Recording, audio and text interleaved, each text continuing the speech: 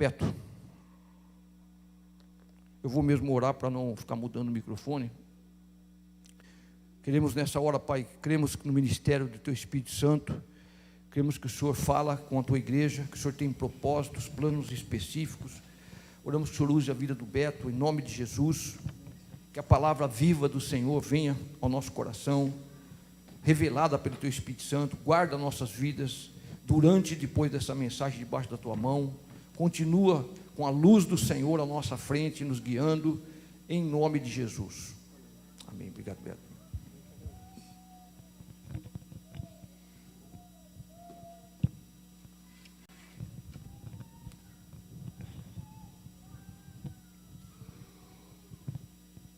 Boa noite, irmãos. Eu estava pensando essa semana sobre essa palavra, na verdade já faz umas 3 semanas já que eu tenho ela escrita, né? Desenvolvida, né? A ideia dela, né? E eu queria falar alguma coisa, como seria um encontro nosso com Cristo, alguma coisa que envolvesse isso, sabe? Então eu separei alguns exemplos aqui para a gente falar sobre isso. E eu queria começar por Josué, tá? Como vocês sabem, né, vamos dar uma recapitulada rápida. Josué foi o sucessor de Moisés, né? Deus escolheu um povo novo através de Abraão. Aí Abraão, Isaac, veio depois Jacó, vieram os patriarcas, são 12 tribos, mais José, e os filhos de, né, Jacó, mais Diná, e 2 netos que são dele, de José, que são de Jacó, que são os filhos de José, que tiveram tribos também, que é Efraim e Manassés, foram para o Egito, o povo foi escravizado, no começo o povo foi abençoado, depois o povo proliferava muito, crescia muito, e já tinha morrido o faraó, José e tudo mais, eles ficaram com medo do povo, escravizaram o povo, e essa escravidão ela foi sendo cada vez mais pesada para o povo de Israel. Os critérios iam mudando, eles iam cada vez oprimindo mais o povo. Até chegar um ponto que o Senhor levantou Moisés. Moisés foi aquele que tirou o povo do Egito, no caminho que ele tinha para ir para a terra prometida, que foi prometida para Abraão, né? Ele ia levar o povo para lá. Ele mandou os espias, os 12 príncipes, olhar a terra prometida.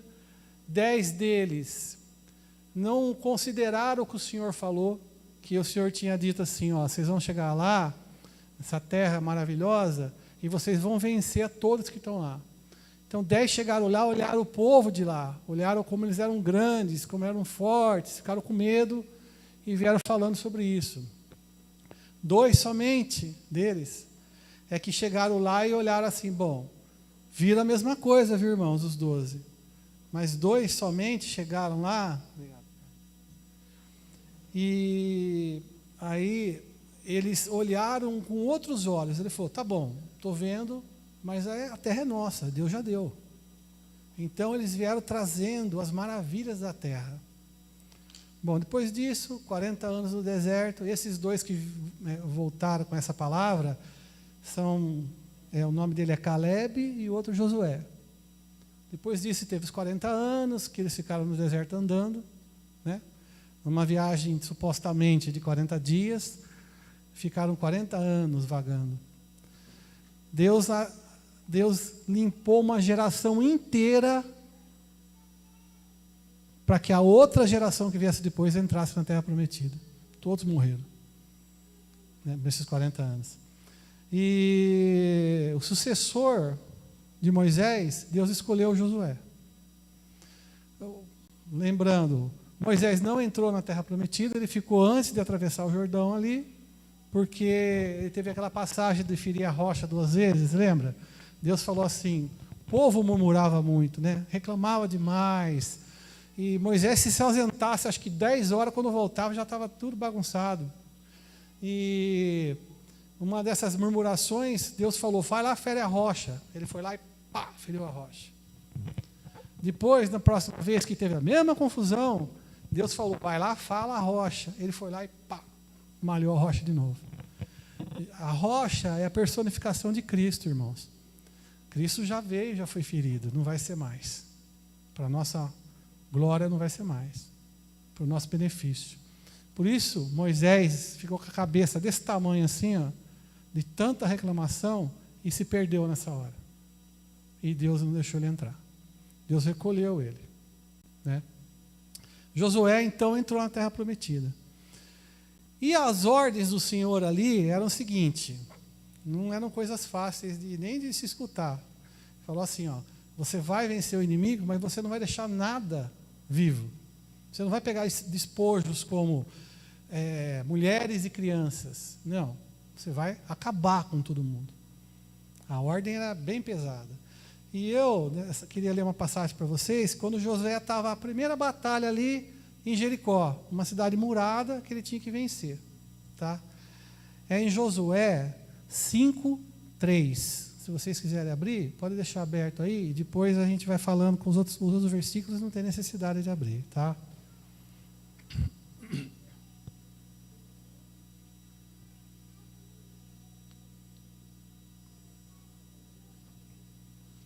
Bom, Josué 5:13 fala assim, ó.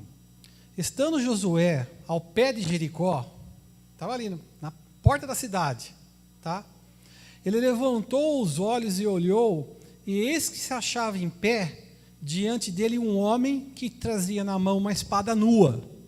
Ou seja, ele estava ali, devia estar olhando para o chão, porque depois que ele levantou a cabeça, pensando na vida, pensando na batalha, pensando em tudo que tinha que fazer. Ele pega, levanta a cabeça e ele vê um homem na frente dele, com uma espada desembainhada na mão.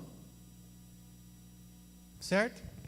Aí, chegou-se a Josué, e aí ele disse-lhe, és tu dos nossos ou dos nossos adversários? Ou seja, ó, você está comigo ou você está com o meu inimigo? Perguntou para aquele homem. Aí respondeu aquele homem, não. Não, irmão. Ele respondeu para Josué assim, eu não sou seu, eu não sou dos outros, não. Não, você imagina só uma resposta dessa. Aí ele continuou, não, eu sou o príncipe do exército do Senhor e acabo de chegar. Aí Josué, na hora que ele fez, ele reconheceu, ele se prostrou com o rosto em terra e o adorou e disse-lhe, que diz o meu Senhor a seu servo? Irmãos, tem uma passagem em Apocalipse, capítulo 19, que está lá no final já, que Cristo já resgatou, o reino foi restabelecido, glória a Deus, festa no céu, certo? O apóstolo João teve aquela revelação no Apocalipse, o anjo falando isso com ele, o que ele fez? Ele caiu na terra e começou a adorar o anjo na hora. O anjo falou, não faça isso, não, eu sirvo a Deus que nem você. Não me adora. Não, nem você, eu sou como você, eu sou como você e seus amigos. Não se prostra. Né? Aqui, olha o que foi respondido. Respondeu o príncipe do Senhor a Josué, descalça a sandália dos pés, pois o lugar que estás é santo. E Josué fez assim. Olha que velocidade, olha que coisa maravilhosa. Josué, se tivesse visto um anjo ali, estivesse conversando com um anjo, a hora que ele se prostrasse, o anjo ia falar, não faça isso. Você não é mais que eu não sou mais que você. Vamos adorar o Senhor. Aqui era Cristo, irmão. E ele deixou Josué prostrar para ele, se prostrar. Nesse caso aqui. É lógico que toda a honra e toda a glória tem que ser dada a Cristo sempre, irmão, na nossa vida. Sempre, sempre. A gente olha essa passagem aqui, nós temos uma tendência a gente se comparar um pouco com o povo que viveu lá, em Israel. Nós temos uma tendência a gente tentar se colocar no lugar. Só que a gente precisa entender a situação para ver o que José estava passando. José estava preparando para uma batalha. Irmãos, naquela época não tinha arma de fogo, não tinha canhão, não tinha míssil. Certo? Hoje em dia o cara senta atrás de uma bancada, com um joystick na mão, pega um café na máquina E vai. Vamos lá, o Oriente Médio, lá está o terrorista tal, tá só pilotando drone. Aí, ó, tá, aperta o botãozinho, explode tudo, matou. É impessoal hoje. Aí o cara, ó, acabou meu turno, hein, ó, vamos jogar um tênis à tarde, vamos andar de bicicleta? Entendeu? Nessa época, não, irmão, era o cara com a espada na mão, era matar ou morrer. Não era, era uma coisa muito mais pessoal. Então, você tinha que enfrentar o inimigo. Você tinha que... E pensa numa coisa também, ó, se põe no lugar deles ali. Você tinha que enfrentar o inimigo. Agora, é fácil eu chegar para você e falar assim, ó, aquele cara ali vai vindo com uma espada te matar. Toma uma espada aqui. O que você faz? Você se defende. Você pensa na sua família, na sua filha, você pensa na sua esposa, você pensa em tudo, você se defende. Tá bom, você conseguiu matar a esposa. Matar o cara, o seu inimigo. Aí você vai na porta da casa dele, abre, está a esposa, está as criancinhas no colo, mulher grávida, e você vai lá e ó. Você põe no lugar desse pessoal. Como era diferente. E, além de tudo, tinha que tomar conta de um povo que era difícil. Largava o povo desviava. Nas conquistas, você vai conquistar terra tal. O que eles fizeram? Eles não conquistaram, eles conquistaram, mas não fizeram o que Deus mandou, eles não mataram tudo. Eles se corromperam por causa disso. E a gente vê a história ali depois de Josué, que veio justamente os juízes, né? Josué morreu em seguida os anciãos, e começou, o povo caía. Daqui a pouco, levantava um juiz, o povo levantava e ia embora. Então Josué estava hiper nervoso naquela situação. E Josué encontrou a Cristo na frente dele. Vamos dizer, você é Josué, você naquela situação que você tinha que matar, aquela confusão toda que você tinha que tomar conta daquele povo, você encontra a Cristo e você vai falar o quê? O que você espera escutar dele? Você vai esperar escutar o quê? Te aposto que você quer escutar. Você é vencedor. Você vai vencer essa batalha. Eu vou conquistar. Você quer escutar isso, não quer? Quer, né, irmão? Mas o que ele escutou? Tira a sandália do seu pé, que aqui é lugar santo. Ó. Tu é seu ou é meu? Não. Sou do exército do Senhor. Por isso que eu falo assim, que a dificuldade que a gente tem para entender essas coisas, que hoje nós vivemos numa época diferente, numa época da graça. Hoje nós vemos a dispensação da graça. Hoje nós temos a salvação, que ela é dom do Senhor para a nossa vida. A Amanda hoje aceitou, foi batizada. É um dom que ela teve na vida dela. Qual é o esforço hoje, irmãos? A gente não vive mais na lei. É diferente, as épocas são diferentes. A gente não consegue entender a graça. Você desculpa, mas eu não consigo entender direito. A tendência é sempre a gente estar andando na época. Não, você tem que andar certo, você tem que fazer o pé, você tem que... Receita de bolo. E nós estamos numa outra época. Então, assim, a gente tem que tomar bastante cuidado em entender isso daí. E como a gente percebe nessa questão desse encontro que Josué teve com Cristo, que a visão do Senhor é uma coisa, a visão humana é outra, irmãos. A preocupação de Cristo era outra ali. A altitude dos pensamentos. Deus tem os pensamentos muito mais elevados que o nosso. A gente não consegue acompanhar isso daí. Como é a visão nossa, como é míope hoje do reino. Ela é míope. A gente não consegue enxergar o reino, porque a gente cria na nossa cabeça expectativas que estão longe daquilo lá. Eu vou chegar daqui a pouco onde eu quero. Olha o exemplo de Abacuque. Tá? Abacuque era um profeta considerado profeta menor, certo? Por quê? Tem uma distinção que as pessoas fazem de profetas maiores e menores. É pela quantidade do tamanho do livro escrito na Bíblia, tá? Então, quem escreveu mais são os maiores, quem escreveu menos são os menores, tá?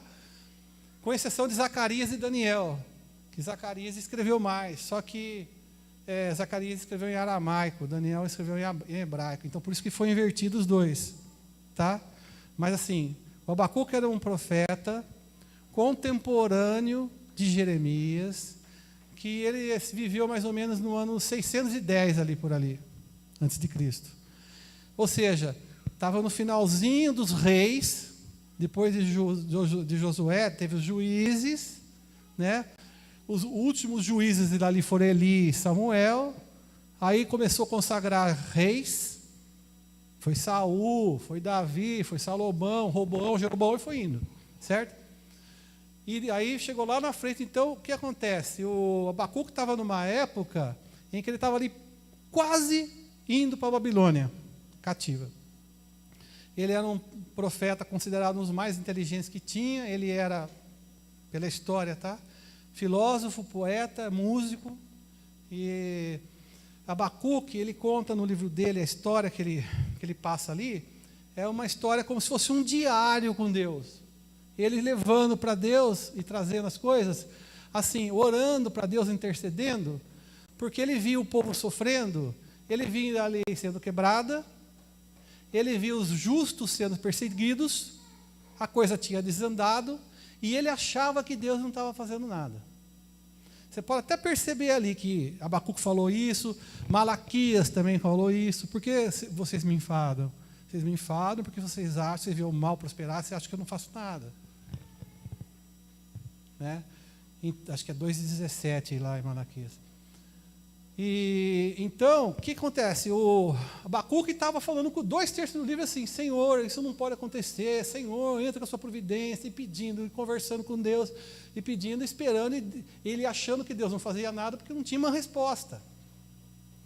E qual era a resposta que Abacuque queria? Certeza que ele queria: Pai, restaura a casa de Israel, nos coloca como cabeça, afasta os inimigos, restaura a lei, porque eles viviam na época da lei ali, tá, gente? Restaura a lei, protege os justos. Aí Deus respondeu para Abacuque. Deus chegou e falou assim: Abacuque, vou levantar um povo, os babilônios, e vai levar vocês cativo tudo. Entende o que eu quero dizer? Como que a gente fica fora, a impressão, assim, a coisa fica fora de sintonia, porque o que aconteceu? Daí que vem aqui Abacuque 2,4 falando assim, ó, mas o justo virá pela fé. O que Deus viu? Um povo andando no próprio entendimento. Um povo andando na própria força, no próprio conhecimento. Andando no próprio entendimento do que é a vida. Eu te pergunto, irmão, a gente anda pelo Espírito ou no entendimento nosso? A gente anda no entendimento nosso ou no Espírito Santo de Deus? É muito difícil. O conhecimento é um problema. Porque o conhecimento, quando você começa a aprender muito, você corre o perigo de você cauterizar a sua mente. Quando você cauteriza a sua mente, você acaba pensando de uma forma só. Você começa a fazer as coisas achando que você sabe tudo, porque você estudou, você sabe muito mais que os outros, e você sabe tudo. E você tem uma resposta pronta para tudo. E você tem uma receita de bolo para a sua vida. E você sabe tudo o que aconteceu. E você é um fariseu. Essa é a definição do fariseu.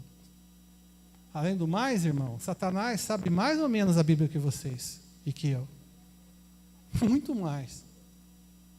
Muito mais. Por isso que eu vejo aqui assim, o que eu percebo assim, quando eu converso com o Amir, esses tempos atrás o Amir falou bastante isso, da importância do discipulado. E comparou com o conhecimento. Uma coisa não pode andar sem a outra, irmão. Uma coisa não pode de forma nenhuma. Por quê? Se você se baseia só naquela receita que você criou, você faz assim, ó, Espírito Santo, dá licença. Eu sei o que eu tenho que fazer.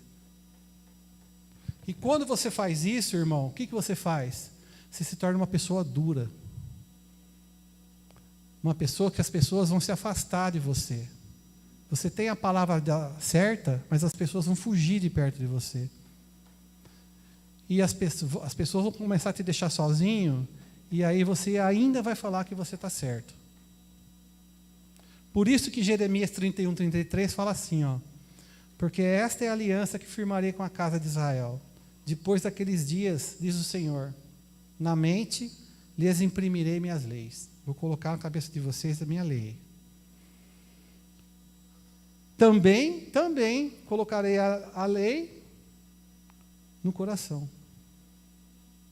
Ué, sim, irmão, nós precisamos andar no Espírito. Nós precisamos... O que os fariseus fizeram? Os fariseus seguiam a lei, mas não seguiam o Espírito da lei. O conhecimento da nossa vida, quando é muito grande, a gente se torna cabeção. E a gente tem resposta para tudo na hora certa do nosso jeito. E ponto. É assim que funciona o Espírito Santo. Olha como Jesus curava. Jesus vinha, impunha a mão. Jesus vinha, falava. Jesus vinha, falava assim, ó, pode ir lá que está curado. Jesus vinha, cuspia no chão, fazia um lodo, passava na cara da pessoa, no olho, e enxergava. Você percebe? Jesus não deixou uma receita de cura. O método não cura, quem cura é Cristo, querido. Você já pensou se na Bíblia Jesus só cuspisse no chão para curar? Gente, a porqueira que ia ser hoje em dia, que nós, ia ter um barro, um monte de barro aqui, ó, ia vir a liderança, vamos orar para fulano. A liderança começava tudo a cuspir. Fazia um barro com o guspe da liderança e pá, na pessoa. Graças a Deus que o senhor não é assim, né? Liderança, vem cá, vamos orar para fulano. Fulano quase morria, né? Ainda mais no Covid agora, já pensou a cuspição que ia ser? Pelo amor de Deus, o que isso mostrou para nós? Não é a regra, não é o procedimento. Sou eu que curo. Lá na frente, Abacuque ainda fala assim, ó. Aí Abacuque entendeu. Ainda que a figueira não floresça, nem haja fruto na vide, e o produto da oliveira minta, os campos não produzam mantimentos, as ovelhas sejam arrebatadas, nos currais não haja gado, eu me alegro no Senhor, que exulto no Deus da minha salvação. O Senhor Deus é a minha fortaleza, e faz os meus pés como da corça, e me faz andar altaneiramente. Altaneiramente. Olha, irmãos, Cristo quando veio, né? Quando veio e nasceu como criança, como Jesus, ele não foi reconhecido pelos judeus. Eu até tenho um pouco de solidariedade com os judeus por causa disso, porque eles não... O que os judeus sempre tiveram, né, em mente? Se você olha, está isso no Velho Testamento inteiro. Eles associam a intimidade com o Senhor com a ser abastado, ter dinheiro. Entendeu? Então você percebe assim, o povo está indo mal, todo mundo perdia tudo, não tinha dinheiro, não tinha nada, não tinha comida. Aí restabelecia o altar, quebrava os ídolos e tal. O povo plantava lá 30, 60, 100 por um, e animais e riqueza. Então o povo judeu vê isso dessa forma, né? E também o povo judeu esperava que viesse um Cristo que fosse restabelecer as coisas no devido lugar. Quem é o povo de Deus? O povo de Deus são os judeus. Ele deveria ser o principal povo desse planeta. Então os judeus estavam esperando isso, que viesse um homem que falasse assim, ó, vocês não vão mais ser servos, subservientes de romanos, vocês não vão ser escravo nenhum, vocês é que vão mandar daqui para frente. Era isso que eles esperavam. Eles foram um pouco... E como que Cristo veio? Veio numa estrebaria, num lugar onde os animais dormem, nasceu em cima de uma manjedoura, um lugar onde os animais comem. Inaceitável para eles. Só que eles foram incautos, na minha opinião, porque se você olhar em Isaías, está a forma como Cristo viria e iria depois. Está explicando ali. Foi traspassado, né? É só você ler lá. Então eles também deviam ter olhado isso. Então, o que aconteceu? Cristo, o que Cristo veio e falou? Dai a César o que é de César. Na mão de quem Cristo morreu? Dos romanos, irmãos. Ele não acabou com nada disso, ele não foi lá acabar, não foi libertar. Cristo não veio para isso. O que Cristo fazia? Cristo formava pessoas para levar a palavra. Essa é a preocupação de Cristo. Ah, não, mas Cristo curava também. Irmãos, Cristo curava para que as pessoas vissem os sinais e os prodígios e crescem nele. para que é uma forma das pessoas crerem nele. Porque se Cristo quisesse, ele fazia assim, ó. Curou o mundo inteiro. Ele veio e escolheu a nós aqui para que nós levássemos a palavra. Ele podia mandar uma horda de santos, de anjos, ministradores? Podia. Quanto seria mais eficiente? Milhões de vezes. Mas ele escolheu a gente, irmãos. Não vamos entrar no mérito dessa questão. Né? Ele escolheu a gente. Então, são nós é que temos que fazer. É isso que Cristo escolheu. Então, Cristo veio dessa forma aqui. Essa era a preocupação que Cristo tinha. Olha só, essa era a preocupação. Cristo não veio trazer o que o homem quer, irmãos. Cristo veio trazer o que Deus quer. É isso que a gente tem que entender. Qual a diferença de uma coisa para outra? Então, a gente espera uma situação e tem outra totalmente diferente. Né? João 6, por exemplo, irmãos, já tinha havido a multiplicação dos pães, tá? E aí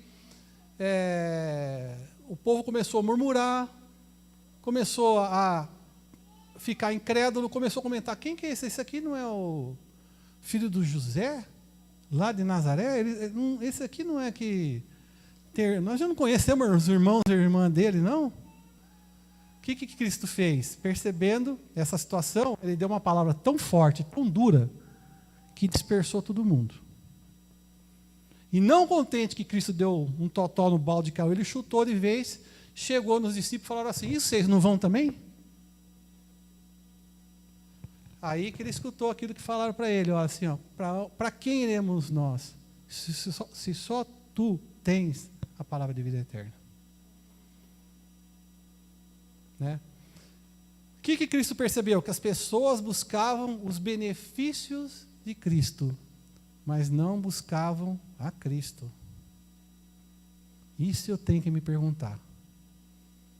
Se eu busco os benefícios de Cristo, ou se eu busco a Cristo.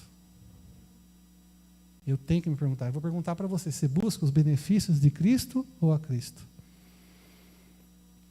Olha, vou dar um exemplo para vocês, tá?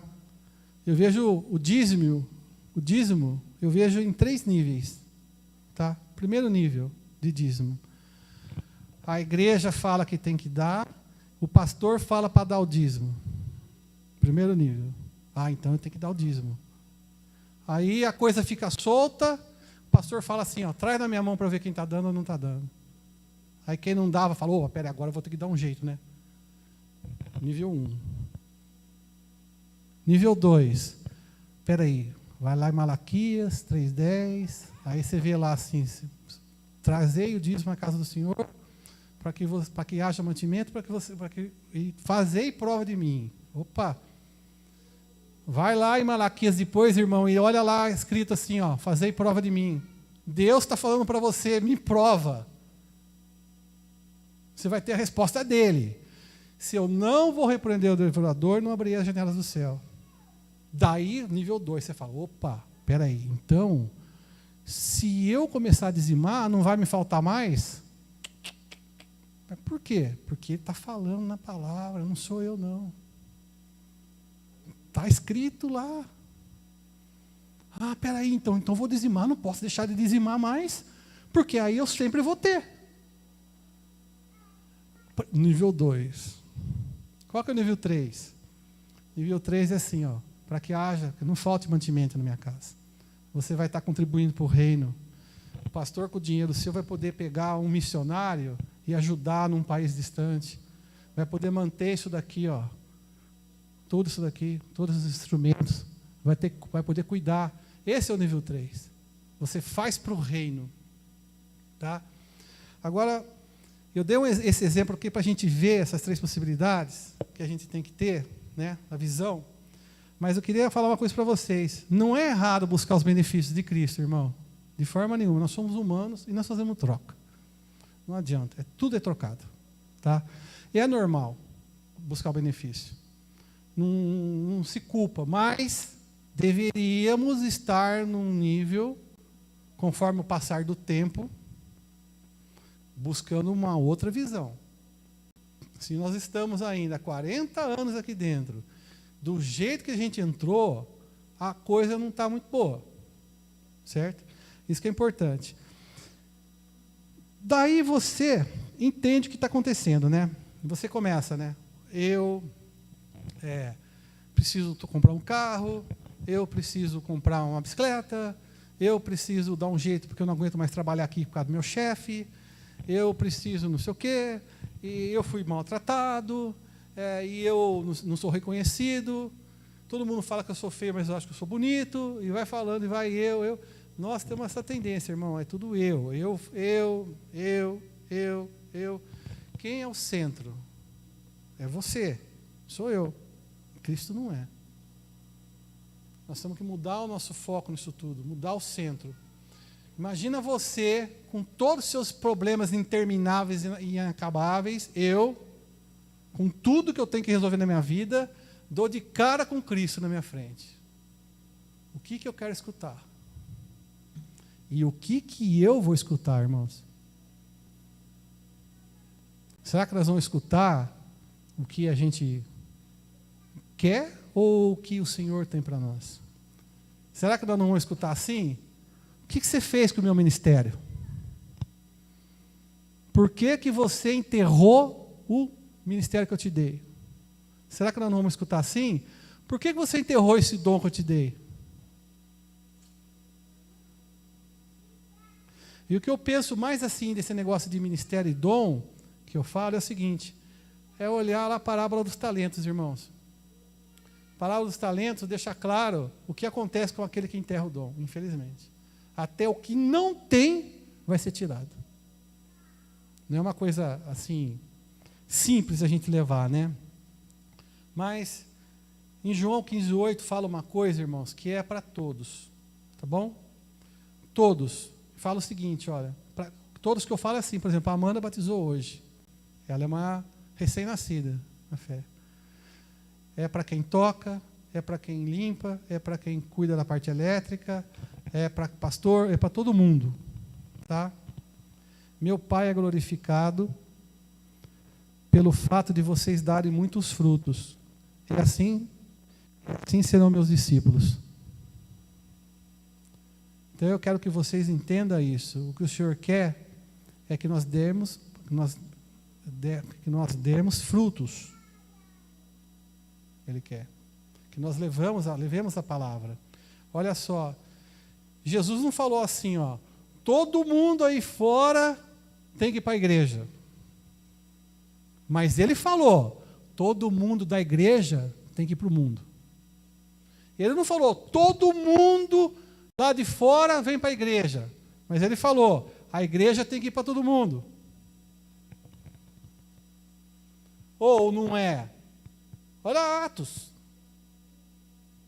Espera aqui, enquanto não vem o Espírito Santo. Mas quando vier, você vai de Jerusalém para o fim do mundo, até. 4 níveis. Entendeu? Então, essa é a função nossa. Né? A gente, sim, complementando, depois de eu levar isso para você, eu quero te dar um conselho nessa história toda, que é o seguinte, você tem que se levantar, irmãos. Isso é uma coisa que Deus tem para você. Você não pode enterrar seu ministério e nem seu dom. Vai ser cobrado de você isso aqui. Certo? Você vai ter que responder para o Senhor esse tipo de coisa. Né? E quando você se levanta, irmãos, você sofre pressão. Porque você sofre resistência. É normal isso acontecer. Você sofre resistência dos lados, você sofre resistência de cima e de baixo. Você sofre.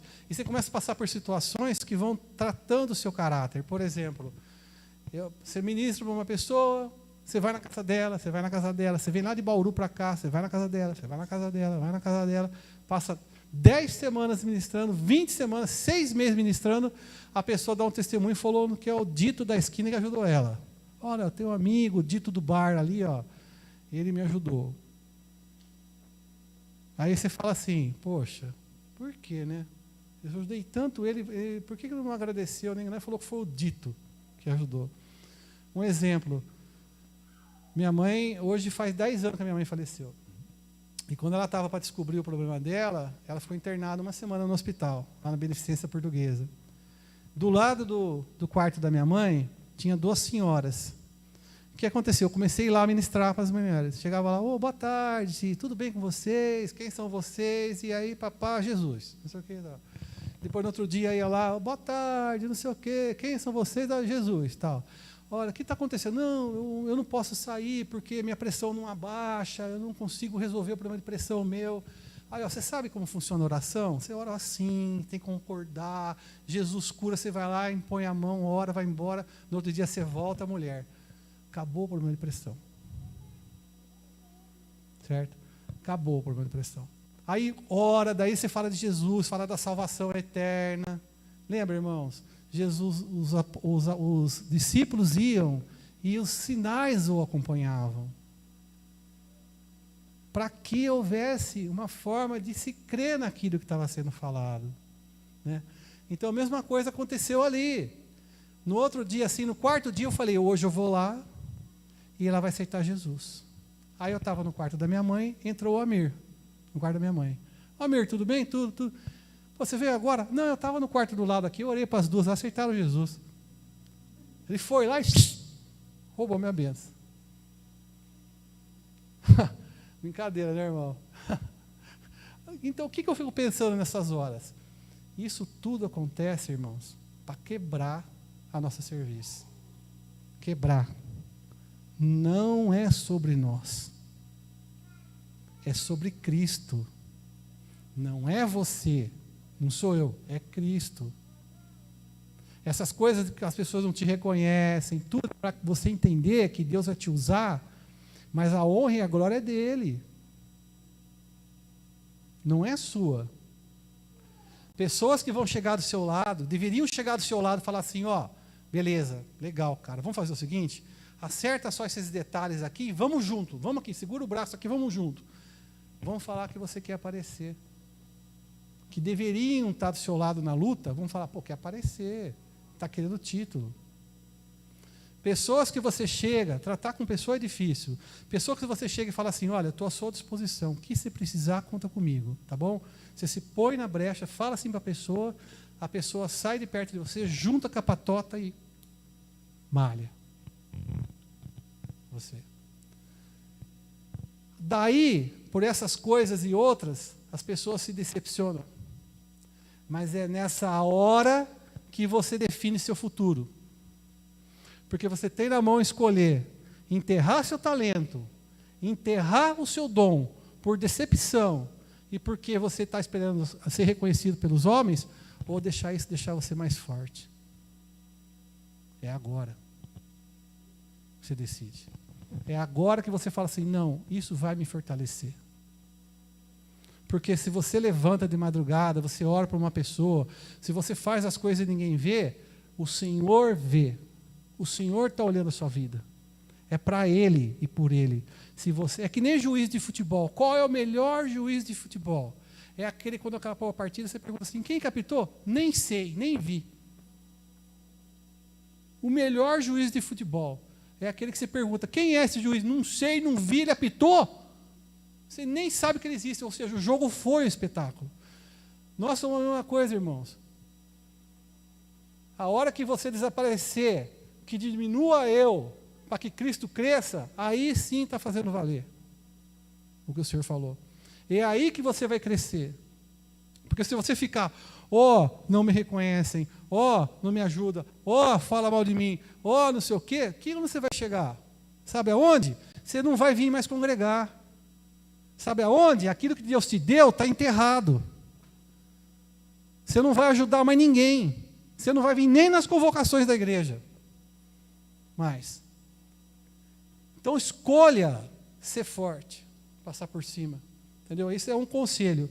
Irmão, Filipenses 1,6. Estou convencido de que aquele que começou a boa obra em vocês vai completá-la. Até o dia de Cristo Jesus. Não desanima, Senhor. Não desanima e serve ao Senhor. Siga com os olhos em Cristo. Objetivo nosso. Siga com os olhos acompanhando o Senhor. O crescimento vai ser dado por Deus. Deus vai estabelecer você. Deus vai te levantar. Aonde? Não sei, irmãos. Eu só sei que uma das funções nossas é levar a palavra. Eu só sei que Cristo veio aqui preparar a gente para levar a palavra. Isso eu sei. Você tem mais algum outro ministério? Não sei, irmão, mas esse você tem. Esse você tem. O que você está fazendo com esse que está escrito ali? Está falando ali. Esse que tem que se preocupar. É isso. Nós, veja só, Jesus não falou, pessoas do mundo, venham para a igreja. Jesus falou assim, igreja, vai a todas as pessoas do mundo. Ele falou, é isso que nós temos que buscar. São coisas que nós temos que buscar. Irmãos, que o Senhor esteja nos protegendo, nos conduzindo, nos encaminhando, que o nosso coração esteja apto para escutar a palavra e nos conduzir de acordo com a vontade do Espírito Santo, que a gente consiga estudar e aprender a palavra de Deus, mas que a gente não seja preso à letra morta. A palavra é viva, Cristo reina, o Espírito Santo faz parte de nós, que somos batizados. Ele deveria... Antigamente era assim, o Espírito comandava a alma que comandava o corpo. Hoje como que é? A alma comanda o corpo e o Espírito está lá. Ó. É muito difícil a gente deixar de fazer nossas vontades para fazer a vontade do Espírito. Sigamos e prossigamos, irmão, em crescimento, sem desanimar. Deus abençoe. Viu?